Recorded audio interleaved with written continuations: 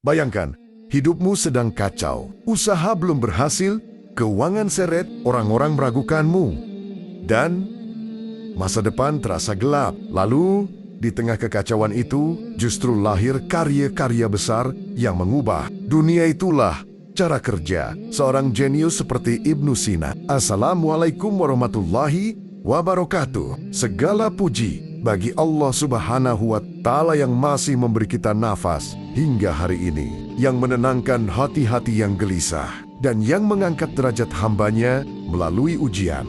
Tolawat dan salam semoga selalu tercurah kepada Nabi Muhammad, suri teladan dalam kesabaran, kecerdasan, dan keteguhan jiwa. Sahabatku, sebelum kita mulai perjalanan refleksi ini, jika kamu merasa konten seperti ini bermanfaat untuk menguatkan hati dan menajamkan pikiran, jangan lupa subscribe dan bagikan kepada orang-orang yang sedang berjuang dalam diam. Bisa jadi satu klik darimu menjadi jalan hidayah dan semangat bagi orang lain. Hari ini kita belajar bukan sekadar tentang kecerdasan, tapi tentang bagaimana kecerdasan bekerja ketika hidup runtuh. Kita belajar dari seorang ulama, ilmuwan, dokter, filsuf, dan penulis yang hidupnya tidak selalu mulus. Ibnu Sina, atau yang dikenal di Barat sebagai Avicenna, bukan hanya simbol kejayaan ilmu Islam, tetapi juga simbol ketahanan jiwa di tengah tekanan hidup. Ia lahir di wilayah yang kini dikenal sebagai Bukhara, di masa dinasti Samaniyah. Sejak kecil ia dikenal cerdas, hafal Al-Quran di usia belia, dan menguasai berbagai ilmu sebelum remaja. Tapi kecerdasan bukan berarti hidupnya tanpa badai. Justru badai itu yang menempa pikirannya menjadi tajam. Ketika ayahnya wafat, hidupnya mulai goyah. Ia kehilangan penopang ekonomi dan harus bertahan sendiri. Bayangkan, seorang pemuda jenius tetapi hidup di masa politik yang tidak stabil. Ia pernah diangkat menjadi menteri, tetapi juga pernah dipenjara. Pernah dihormati, tetapi juga pernah diburu. Pernah menjadi tabib istana, tetapi juga hidup sebagai pelarian. Hidupnya naik turun seperti ombak. Namun disinilah letak pelajaran besar. Saat hidupnya kacau, ia tidak berhenti berpikir. Saat keadaan tidak ideal, ia tidak berhenti belajar. Saat ruang geraknya sempit, pikirannya justru meluas. Ada satu karya besarnya yang sangat monumental, yaitu Al-Qanun fi Al-Tibb. Kitab ini menjadi rujukan kedokteran selama berabad-abad, bahkan digunakan di universitas Eropa hingga ratusan tahun setelahnya. Bayangkan, di tengah tekanan politik dan ketidakstabilan hidup, ia menulis ensiklopedia medis yang sistematis, detail, dan melampaui zamannya. Apa rahasianya? Pertama, orang jenius seperti Ibnu Sina tidak menunggu hidup tenang untuk produktif. Ia justru menjadikan kekacauan sebagai bahan bakar. Ketika ia dipenjara, ia menulis. Ketika ia diasingkan, ia membaca. Ketika ia tertekan, ia berpikir lebih dalam. Ia tidak berkata, "Nanti, kalau hidup sudah stabil, baru aku berkarya."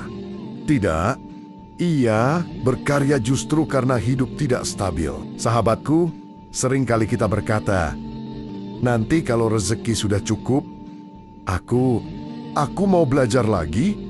Nanti kalau masalah selesai, aku mau fokus." Tapi jenius bekerja sebaliknya. Mereka menjadikan masalah sebagai ruang latihan mental. Ibnu Sina pernah mengalami masa sulit ketika kekuasaan berganti dan ia terlibat dalam konflik politik. Ia bahkan harus bersembunyi. Namun di saat seperti itu, ia tetap membawa buku, tetap berdiskusi, tetap menulis. Ia memahami satu hal, dunia luar bisa kacau, tetapi dunia dalam tidak boleh ikut runtuh. Dan inilah pelajaran pertama bagi kita. Kendalikan pikiranmu ketika keadaan tak terkendali. Karena jenius bukan tentang IQ tinggi, tetapi tentang kemampuan menjaga kejernihan berpikir saat hati ingin menyerah.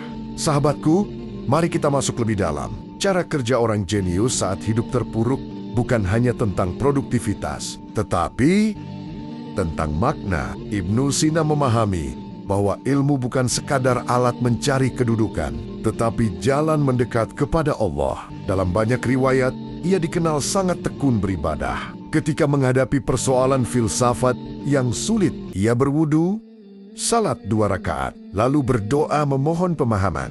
Bayangkan, seorang ilmuwan besar ketika pikirannya buntu, ia kembali kepada Allah.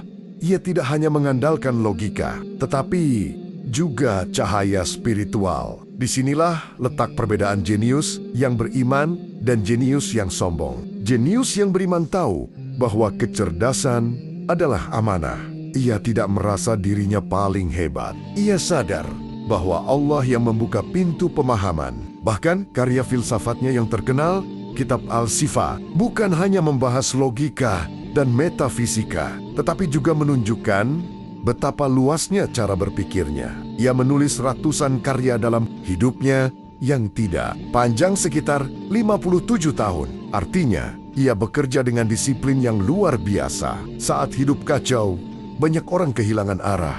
Tapi Ibnu Sina justru memperjelas arah. Ia tahu tujuan hidupnya, mengabdi melalui ilmu. Maka apapun situasinya, ia tetap berjalan menuju tujuan itu. Sahabatku, mungkin hari ini hidupmu sedang sempit. Ekonomi menekan, lingkungan meremehkan, mimpimu terasa jauh. Tapi lihatlah cara kerja jenius. Mereka tidak berhenti hanya karena dunia tidak mendukung. Ada satu fase ketika Ibnu Sina harus berpindah-pindah kota karena konflik politik. Ia tinggal di berbagai wilayah Persia, melayani penguasa yang berbeda-beda. Situasi tidak aman, masa depan tidak pasti. Tetapi ia tidak menjadikan itu alasan untuk berhenti berpikir. Justru dalam pergelenan-pergelenan itulah ia banyak menulis. Seolah-olah setiap tekanan membuat pikirannya semakin tajam. Seolah-olah setiap ancaman membuatnya semakin sadar bahwa waktu terbatas dan harus dimanfaatkan. Dan disinilah pelajaran kedua. Orang jenius memanfaatkan waktu siola hidupnya singkat. Mereka sadar bahwa menunda berarti kehilangan peluang. Mereka tidak menunggu motivasi. Mereka membangun disiplin. Coba renungkan. Berapa banyak waktu yang terbuang karena kita menunggu suasana hati baik? Berapa banyak potensi yang tertunda karena kita merasa belum siap? Padahal kesiapan seringkali lahir dari tindakan, bukan sebaliknya. Ibnu Sina bekerja bahkan ketika tubuhnya lelah. Ia membaca di malam hari dengan lampu seadanya. Ia menulis ketika orang lain tidur. Ia mengatur waktu dengan ketat. Ia menguasai dirinya sebelum ia menguasai ilmu. Dan yang paling indah, ia tidak memisahkan ilmu dari iman.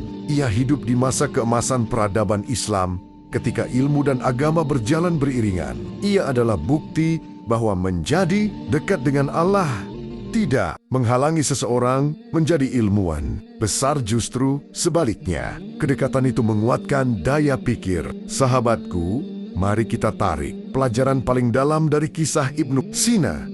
Hidupnya berakhir pada tahun 1037 di wilayah Hamidah. Ia wafat dalam keadaan sakit setelah perjalanan hidup yang penuh dinamika. Tapi warisannya tetap hidup barabadabot setelahnya. Pertanyaannya bukan lagi seberapa jenius ia. Pertanyaannya adalah, bagaimana ia bisa tetap jenius saat hidupnya tidak ideal? Jawabannya ada pada 3 hal. Pertama, ia menjaga pikirannya tetap aktif saat hatinya lelah. Ia tidak membiarkan kesedihan mematikan rasa ingin tahunya. Ia mungkin tertekan, tetapi ia tetap belajar. Ia mungkin kecewa, tetapi ia tetap menulis. Kedua, ia menjadikan ilmu sebagai ibadah. Setiap halaman yang ia tulis adalah bentuk pengabdian. Setiap penelitian yang ia lakukan adalah cara mendekat kepada Allah.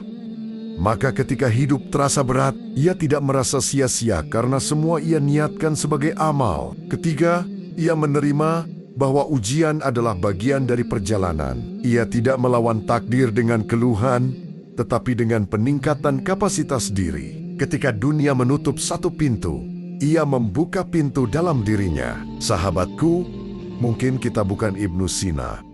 Mungkin kita bukan ilmuwan besar, tapi cara kerjanya bisa kita tiru. Saat hidup sedang kacau, jangan ikut kacau. Saat ekonomi terpuruk, jangan ikut terpuruk secara mental. Saat orang meremehkanmu, jangan meremehkan dirimu sendiri. Bangun pagi dan tetap belajar. Sisihkan waktu untuk membaca. Perbaiki niat, dekatkan diri kepada Allah.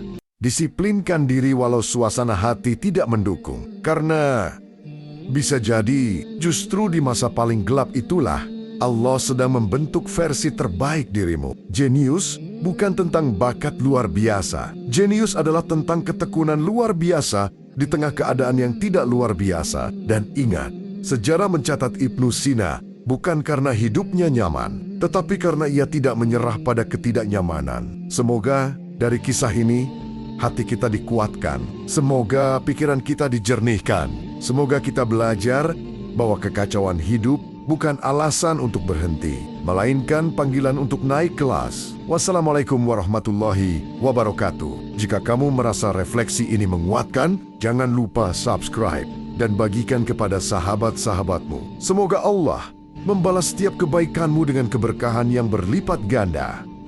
Amin.